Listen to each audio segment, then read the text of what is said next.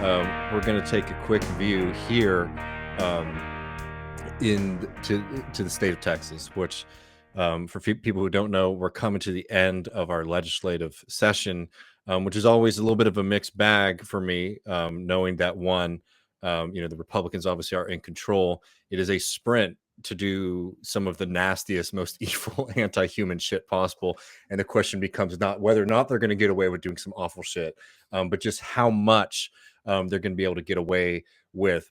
Before we look at some of these bills and things like that, I have to share this. This is from this weekend because there's trouble in paradise for the Republican Party in the state of Texas. This is video of Dade Phelan, and if you don't know who that is, he's Speaker of the House in the state of Texas, and both chambers are run by Republicans, dominant party here. But for people who aren't familiar with Texas politics, there is this rivalry between the Senate and the House that oftentimes gets in the way of them doing, some of the attacks on trans people, on gay people, on workers. Not as much as we would like, but it's always like an interesting little rift that they're fighting with one another. Yeah, is this an institutional rift, or is there a little bit of an ideological component where one's more of a House Freedom Caucus and one's more of an old guard? Lately, I don't want to praise either of them because they're just so nasty. Of course, Lately, Phelan and the House, there's a little bit more room for negotiation there for the Democratic Party.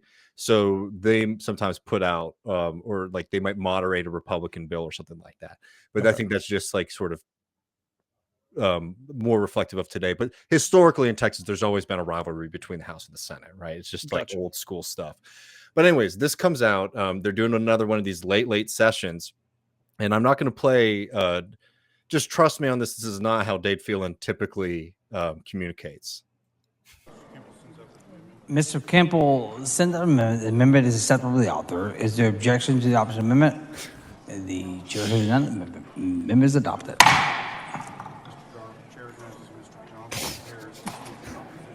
The chair recognizes Mr. Johnson of Harris. Mr. Johnson of Harris to speak in opposition to the bill. So he's gone. He's absolutely gone. Who knows what it is? I haven't heard an official response yet from his office. Seems to me, as somebody who does drink a decent amount, sounds like alcohol to me, maybe something else, but obviously is inebriated in that clip. To me, that's just booze and pills. Yeah, probably. And again, this was a pretty late session. And as Matt and I were saying, there is an American tradition of legislating while intoxicated. Around the punch bowl, literally, like the Virginia, when it used to meet in Williamsburg, all those motherfucking plantation owners, that was society. The only time they got off the plantation and to go socialize was around the punch bowl, and then also when they did the public business. So yeah, it's not new. But I'm surprised, like you said, there hasn't I've seen this happen. Like politicians have been under like intoxicants, and often it's prescription pills.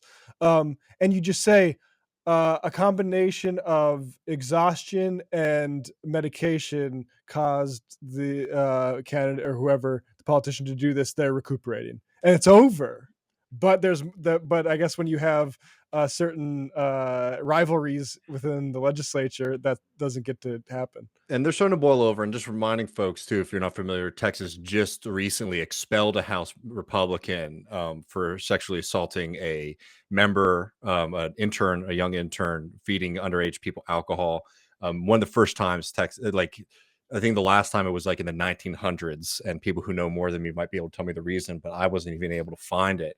So something pretty historic happened where there is like this kind of behavior and ethics question in the House, which, if you know anything about Texas politics, is like very, very low bar for what is like appropriate behavior or not. But Phelan has been getting a lot of attacks from the right, from Dan Patrick, from Ken Paxton, from Donald Trump. They've been going on calling him recently California Dade. He's never lived in California. He's from Texas. Basically, he posted a picture of him with a surfboard, being like, "I'm ready, like I'm looking forward to my summer." Right, once the legislature's out of session, and they've just jumped on that. So there But are you can't surf. You can't surf in the no, you surf Texas. there, you surf, but they're calling Okay, California Dade, which gotcha. again I think is a missed opportunity because California feeling is I think it's a much better phrase. Right. Anyway, Trump has been attacking. So there's a bunch of people who've been attacking. Again, he's a Republican. He's not a good guy, anything like that. Texas Attorney General Ken Paxton, this like right before we went live, released a statement, like literally an hour before we started the program, um, demanding that he resign. So this is Ken Paxton statement from Texas Attorney General Ken Paxton. After much consideration, is with profound disappointment that I call on Speaker Dade Phelan to resign at the end of this legislative session. Texas were dismayed to witness his performance presiding. Blah blah blah. So there's a bunch of people who have it out for Dade, and part of it has been about these fights that are going on between the Senate, and I won't bore everybody with them, but there's questions about what kind of tax cuts we give to the rich, how much, how exactly we do that, right? These aren't principled things. These are just like who's willing to be more evil than the other, and there's like a concerted effort to wage war on him. We bring all of this up just to give people a quick recap of what's happening in the Texas legislature. Texas is a massive state. These things are coming to a neighborhood near you if you live in the South, unfortunately. You see these kind of fights, though. It's like Dade Phelan being drunk on stage, all of this nonsense. And you'd think that, like, Texas government might have some things together and maybe had done some things in this session. Tomorrow is the 1-year anniversary of the Uvalde shooting. And they're even the most moderate gun reform program was completely scrapped by the Texas legislature. Not only that, but I just have to mention it. Tremendous abuse done to the families of Uvalde. Like, even if you don't agree with the proposal, for example, of raising the minimum wage to buy an AR-15 in the state of Texas, um, the pain that they put these families through, because these families were coming and they were testifying in support of some basic gun reform bills here. And the ledge was doing the most sick stuff to them. They tell them that the hearing would be at 9 a.m. and then the hearing would get moved to 9 p.m. And these families would sit there after driving for hours from Uvalde to Austin, and have to sit all day in the legislature. It's just like, it's one thing not to do anything for these families. It's one thing to treat them the way that they do, and that's disgusting enough. But it's a whole other level of callousness to not even put up the airs that, like, we're trying to listen to you, trying to understand you. I mean, really doing horrific stuff to these families. These are the major bills that are still in the works in the state of Texas. I won't go through them all. A few of these look like they're likely to pass. The only thing they have to do is allocate the budget. There's still fights about that. There's a big fight about how they want to cut property taxes in the state. That's a big Senate House fight.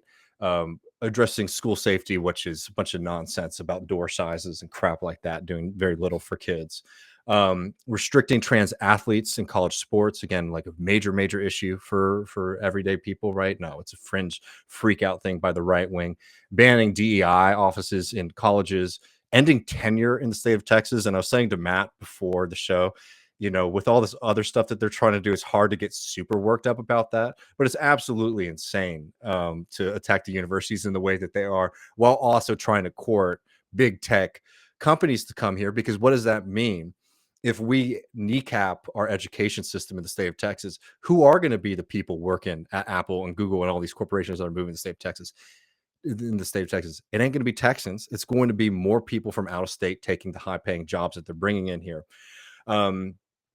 More stuff about drag bills, and etc. The only things that have been passed and are going to go to Abbott is banning care for trans children, healthcare for trans children, allowing murder charges for fentanyl poisoning, and HB 2127, which we talked about last week, which is one of the most anti-worker bills on the docket. It sounds simple, but what it does is it basically restricts the ability of cities like Dallas, Austin, Houston and San Antonio for putting forward basic kind of workers' protections. We had Gus Bova on the program recently to talk about the abuse that people were facing at Musk's factories here that have led to deaths of workers because they have very little workers' protections here.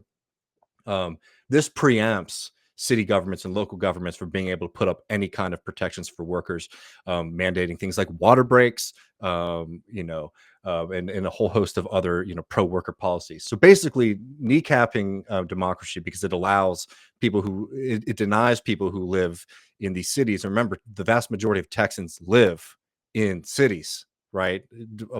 Despite like our kind of ethos and perception of being a very rural state, most Texans live in these major metropolitan areas. State politics are foreclosed to them. So the only way that you can get a lot of these protections for workers is by passing them on the municipal level. That passed with a whole shitload of corporate money behind it. Things that have failed so far: education savings account, which is their attempt to privatize schools in Texas. That probably will come back because there's a special session. Greg Abbott will probably call a special session. He has the power to bring the legislature back and say, we've got to do this. So probably we'll see that again. Raising the age to buy guns, as I said, failed. Authorizing casinos failed. Raising minimum sentence for gun crimes and restricting foreign land ownership, which was another ludicrous, insane right-wing thing that did fail. We talk about all this because things are rough in the state of Texas, and there's a lot of stories about the things that are happening with the war on trans people, the war on migrants, the war on workers, and the lack of any kind of movement on basic gun safety programs in the state.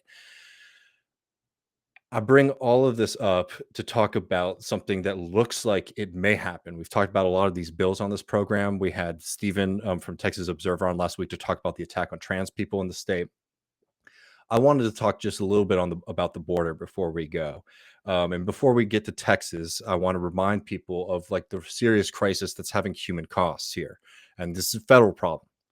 2 recent deaths, one of an 8-year-old Panamanian girl and another of a 17-year-old young man from Honduras, is highlighting the cruelty that we are still exposing human beings to on our southern border.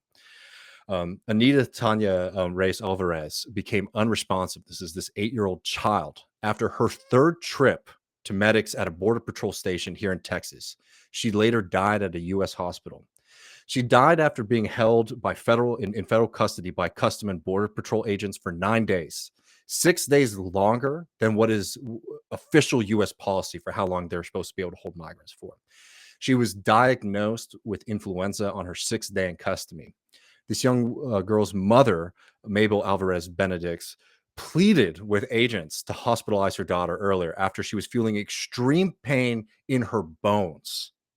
In her bones. She was struggling to breathe and she became immobile. She was only transported to a hospital after she fell unconscious and began bleeding from her mouth. This mother told the Associated Press that Border Patrol agents said her condition was not serious enough to hospitalize her before that. Thousands of people are being held at the border, and it's made worse, yes, by right-wing judges like the federal judge in Georgia who blocked a faster release of migrants, which has created these bottlenecks and has made a crisis even worse.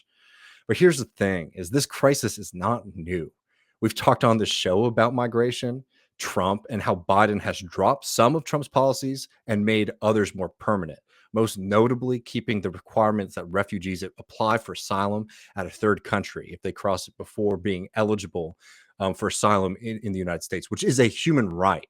This is not like a question for, political interpretation. This is a clear as day human right. This is from the CBP. People who cross illegally will be deported, barred from re-entering the United States for at least 5 years, and presumed ineligible for asylum. So they're creating this bottleneck where tens of thousands of people are at the border. And if somebody gets caught trying to cross the border illegally, they will be barred from entry to the United States of America for 5 years. That's a new policy. That's a Biden policy that they're putting up, denying people their right to asylum. They did create an app, though, Matt, one that struggles to capture people's faces if they have darker skin complexion than mine. I mean, it is. I'll update it later. It is a crisis that has been made worse over decades. I bring up the federal level here because there has been a lack of appetite for generations now to do something serious on the border. It's created this humanitarian crisis. Trump made it worse. Biden's making it bad. But these things did not even start there. This has been a complete failure for decades now to do very, very basic things at the border. And there needs to be much more of a federal push. Like all the frustration that people were feeling for the deaths and the suffering that people were experiencing under Trump, it has been way too quiet under Biden. And this is not to say that it's all Biden. We're going to get to Abbott in just a second. But this is something that is a humanitarian crisis. There are people right now suffering under the system. And it is way too quiet. It is way too complacent, as you're seeing literal children dying in squalor because we have this insane border system in this country. I want to go to Abbott because there's another set of bills here that could potentially pass that are extremely dangerous, extremely nasty, and we need to take seriously. HB 20 and HB 7, which have now been combined into, I believe, HB 7. It looked for a second like HB 20 was going to fail, but through, parliamentarian maneuver, they saved it at the last minute. What does it do? It will create a border force from the state government of Texas. Again, Abbott has been trying to do parallel federal operations to Joe Biden's operations. A very clear, in my opinion, affront to the entire concept of federalism. And you need much more. Joe Biden will say things like, casual throwaway comments like, oh, Abbott hasn't done very much for people. Fucking get some spine and say, we're not going to let a state government basically run parallel operations to the federal government.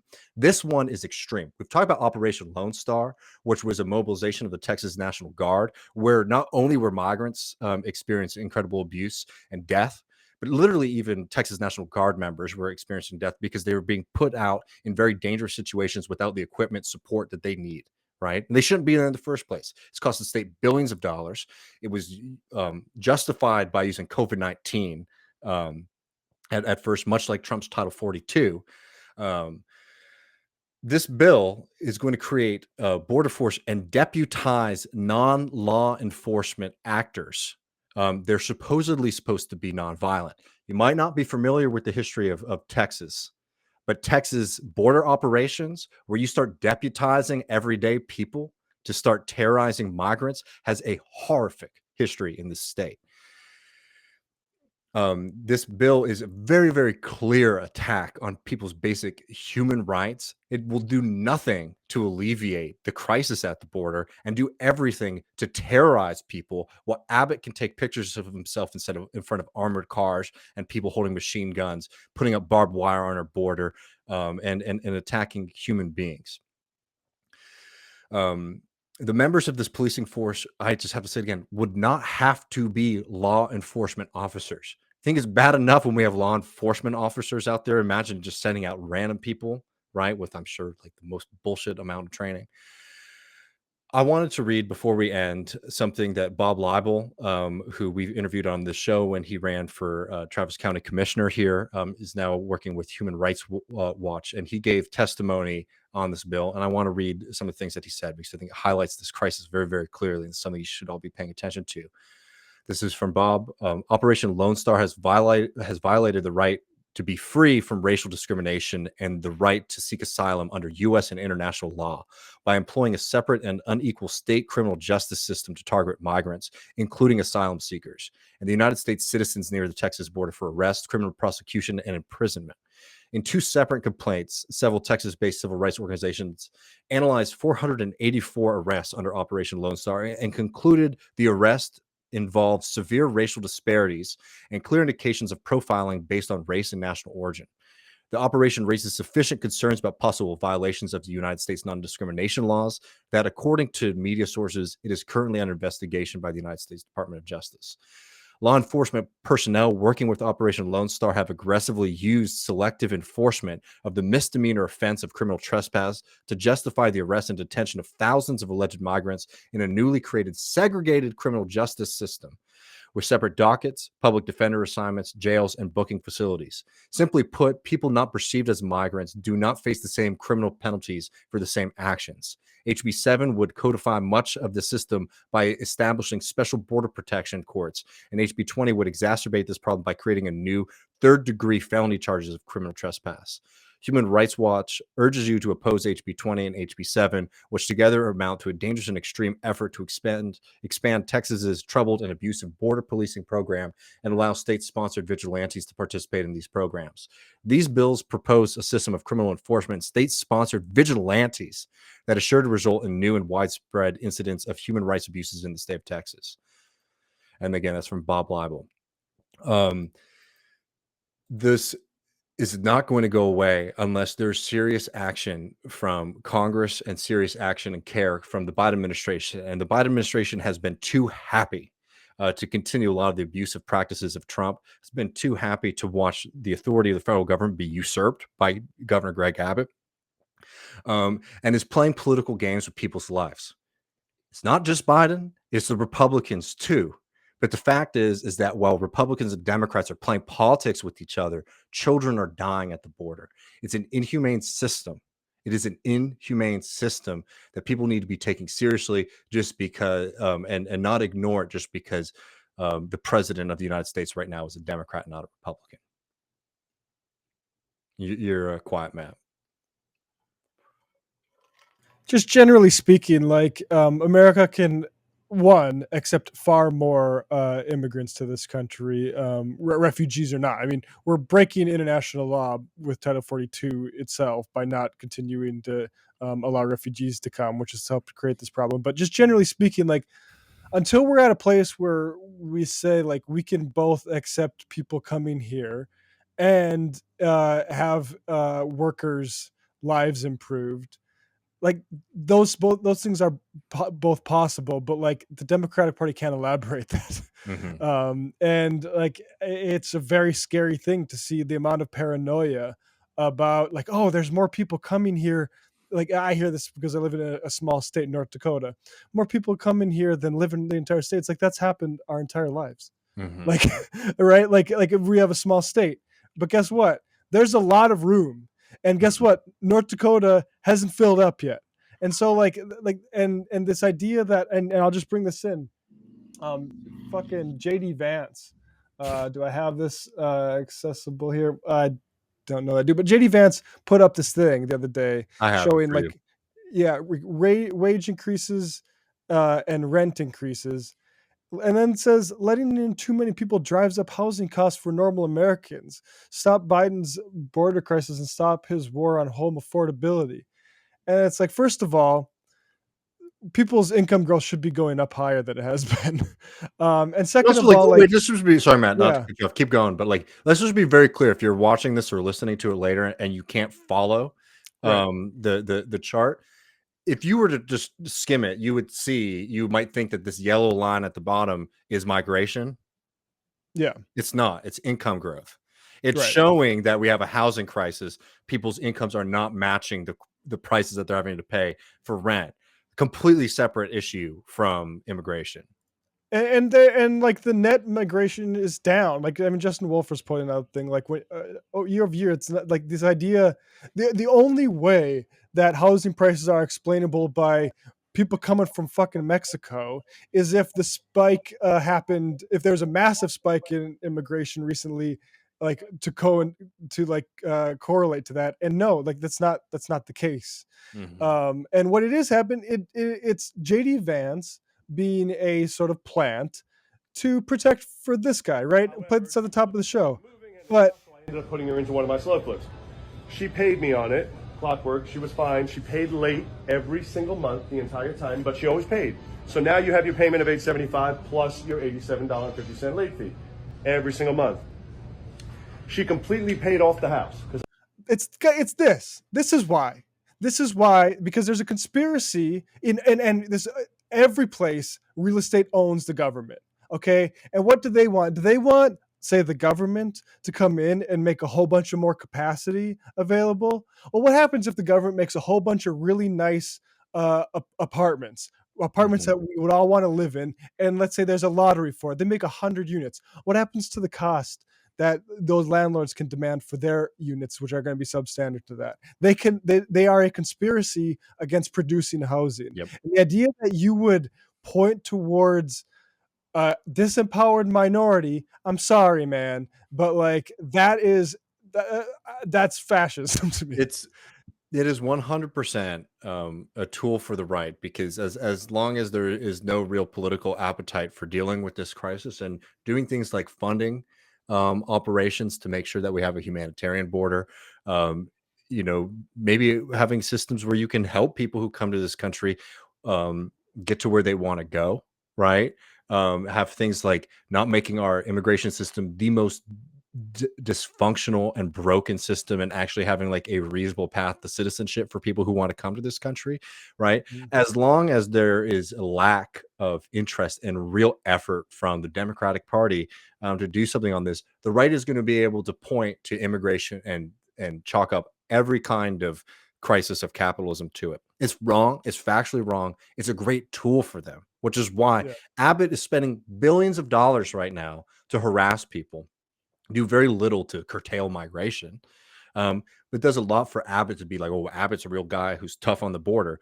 Meanwhile, we're spending billions of dollars to do what? To boost Greg Abbott's campaign, and not to mention enrich a bunch of other capitalists, because that money goes somewhere. That goes to uniforms, that goes to food, that goes to cars, that goes to all the kind of things that they're using. And it has been a Mhm. bonanza with very little oversight.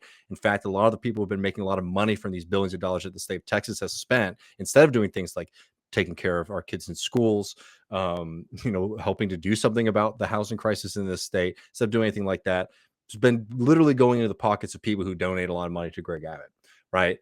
It is like a fundamental cynicism of American politics that allows this crisis to continue. And we need to be smart and actually start coming up with some real serious solutions and advocating for those, because this can't continue anymore. The stakes are too high, and they've been too high for a very long time. Some good news on from up north, from Robin Oh, hell yeah. Waloba, who is on our show. Developers well, this is for Star Tribune headline. Just in, a federal judge upheld St. Paul's rent control law nearly a year after two apartment building owners filed a lawsuit claiming it was unconstitutional. And Robin says developers who profit off our housing are going to do everything they can to protect their profits, from lawsuits to capital strikes. We've seen it all since the people of St. Paul passed the strongest rent control in the country. And I mean, that's it. That's the conspiracy. That's where this housing is. That's why you're paying too much for rent for too shitty of an apartment. It's those motherfuckers. Mm-hmm. And that's the answer too. You can't wait from the folks up high to deliver. The Democrats have shown year after year, cycle after cycle, there's very little appetite for them to deal with this crisis. And the only thing that's going to, be a solution to that is building the kind of people power that we've seen start to take root in places like Minneapolis. And hopefully more will come. Folks, we're going to go over the post game, patreon.com/left reckoning. We'll be taking your calls and questions, watching a couple clips, hanging out. We're having a beer. Join us. It'll be a lot of fun. We always love We'll be getting we're gonna go feeling style in the post. I'll get the whiskey out. Folks, come and join us over there, patreon.com/left reckoning, and help support the show and help us grow. It was really great having Donald on, and yeah, we'll be there about 10 minutes or so. So see you there. Peace.